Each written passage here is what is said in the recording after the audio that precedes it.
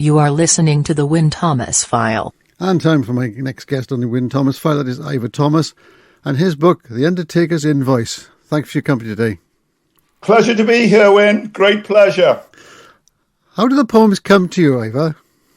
Ooh, it's a tricky question, isn't it? This particular book is about getting old and the hazards that us old people face and the challenges. And there's contemplations. I'm contemplating death and all that. There's also a lot of sport in it as well, so it's not all grim. But the sort of overriding principle, I think, behind the book is not many poets are writing about old age. I mean, there's notable exceptions, like Sharon Olds writes brilliantly, and of course she's a brilliant poet. But looking at the poetry scene, you don't see many old people around writing about what it's like to be old. And I thought I'd sort of address that balance with the poems of The Undertakers Invoice. Yeah, a most unusual title for the collection, you must admit, yeah? Oh, yeah, indeed. I mean, the title poem, I was sort of plotting my own funeral, really, and I wondered what happened to bodies. Okay. So I was sort of researching that, and then I started writing The Undertakers Invoice, and, well, poems sort of take on a life of their own as you're writing them, and they sort of take over, and the direction it went was in the direction of the sort of debts we owe to people, our parents, our children. Some of those debts unpaid, some of those debts don't need to be paid. And that's the invoice in the poem, I think. So do you go through a set process when you write it? Or is it something, as you say, or you just write as the pen tells you to do? Well, I think you've got to make that initial effort to sit down and write something. And then it's like a plane taking off, really. Sometimes, in fact, the majority of times, that plane isn't going to take off and it isn't going to go anywhere. But occasionally you feel the wind underneath your wings and the poem takes flight. And that's what happened with the Undertaker. Well, that's what happens with the poems to a greater or lesser extent. But my relationship with poetry is a bit ambivalent. I sort of love it and I sort of hate it. And I'm not alone in that regard. Marion Moore, the great American poet, she wrote a wonderful poem called Poetry. And it's only 3 lines. And with your permission, I'll read it now. Yes, please. That's excellent. That's excellent. Yes, go ahead. Yeah. Marion Moore. Poetry. I too dislike it. Reading it, however, with a perfect contempt for it, one discovers in it, after all, a place for the genuine. I think that's a great poem. A, it's impossible to remember. B, it's very difficult to read.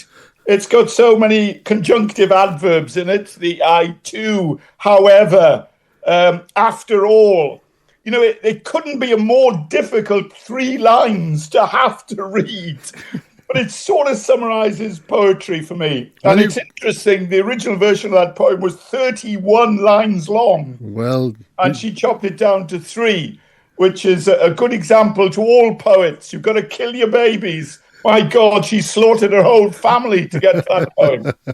Well, you did well. You did well. Yeah, yeah. So has this title upset anybody? Well, I do get... originally, I had a photograph of my uncle's coffin on the cover. Right. And the poem was written around that picture, actually. But the family, having already agreed with the widow and the son to put the picture on the cover, the family then rethought it and they didn't like it. So, yes, it has upset people, but not people generally. I think it's been quite well received as a poem generally. And when we perform, I always end with the Undertakers Invoice. Okay, so it's a poem about the laying out of a corpse. And it's read as in the book about, I mean, it's like leaving the earth. You know, a lot of stuff in there is about leaving the earth, isn't it? The poems, a lot about reading the earth. Yes. So, and the book then is sectioned off, so it covers different sort of subjects, isn't it? As you said, it covers sport and other things as well. Was there a reason for that? Yeah, no, again, as I said, I think we have to, as poets, we sort of chronicle life's ups and downs, and it's like sort of emotional history you're writing, is it? Poets are emotional historians, and they record the emotions the experiences of life as we go through the stages. And the first section is about death, and personally, I'm not that afraid of death. But I wanted to show also it's not all grim. You know, I run a lot. I swim in the sea. I was in Newgale this morning in the teeth of a howling gale on the beach. And you've never felt more alive than when you're standing on Newgale Beach in your budgie smugglers with a howling wind, 40 kilometers per hour, driving rain. You know you're alive there. It's almost as good as writing a good poem. You were a brave boy indeed, yeah. So let's look at some of those poems, okay? Here's one to look at, Watching Snooker. Oh, right, yes. Snooker, Ronnie Sullivan. I'm not a big snooker fan, I should say, right at the outset.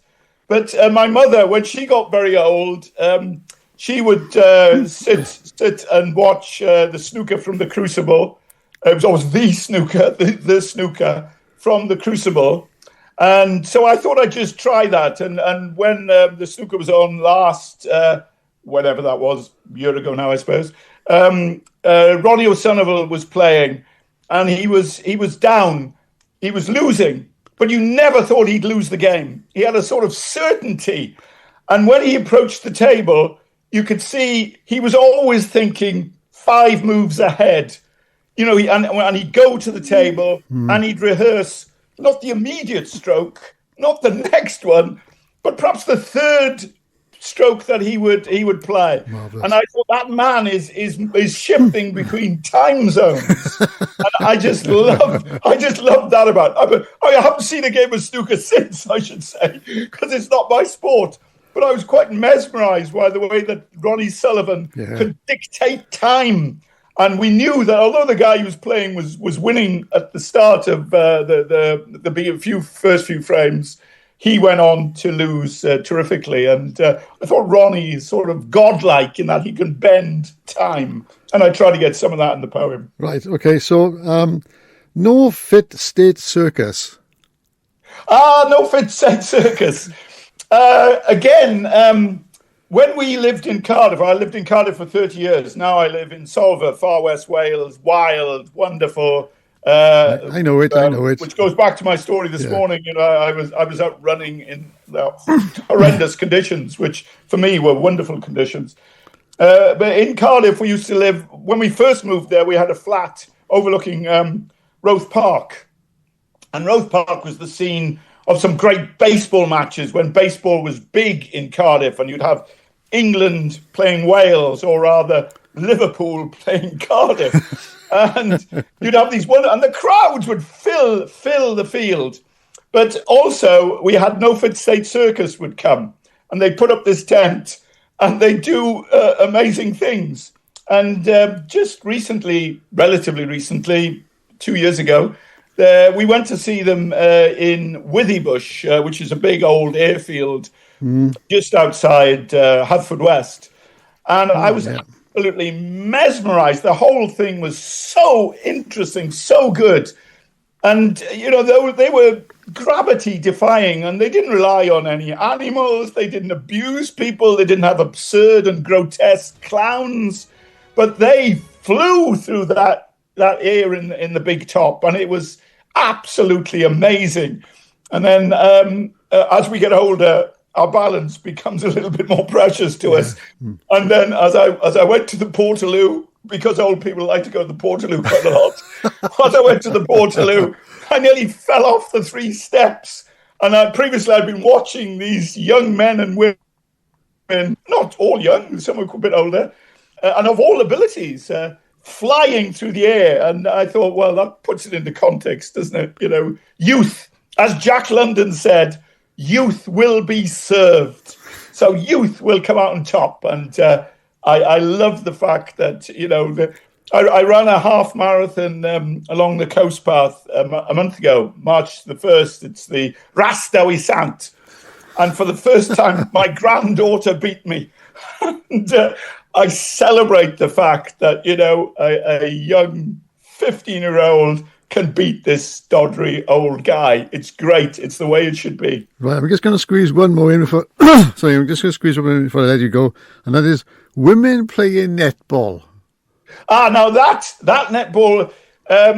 again, that's a very recent poem. It came out. I wrote it just before the book came out, and I managed to squeeze it in.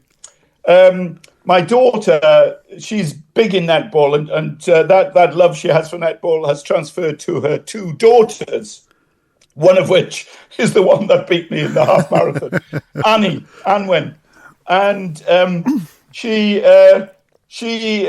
my daughter, she plays at quite a high level, and she coaches Switzerland. And she started a team in Cardiff, which has blossomed to about 300 members now, the Dinas Devils. And she came home one night and she finished playing netball at sort of 11 o'clock at night. I go, what are you doing coming home when everybody else is in bed? And she said, well, you know, us women, we're going to squeeze in the netball when we can.